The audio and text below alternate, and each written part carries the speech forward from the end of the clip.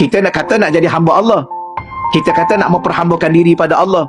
Kita cakap kita nak menyerahkan seluruh jiwa dan raga kita kepada Allah. Mana? Inna salati wa nusuki wa mahyaya wa mamati lillahi rabbil alamin. Ya ke bohong? Berbohong pada Allah ke berbohong pada diri sendiri? Ke kedua-duanya sekali? Macam mana tu? Kalau tanya soalan-soalan ni, samalah kita.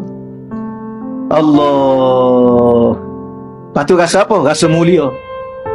Lebih mulia pada orang. Rasa lebih baik pada orang. Rasa lebih apa? Lebih ahli syurga pada orang. Padahal diri hidup dalam syirik kepada Allah. Macam mana tu nak cakap?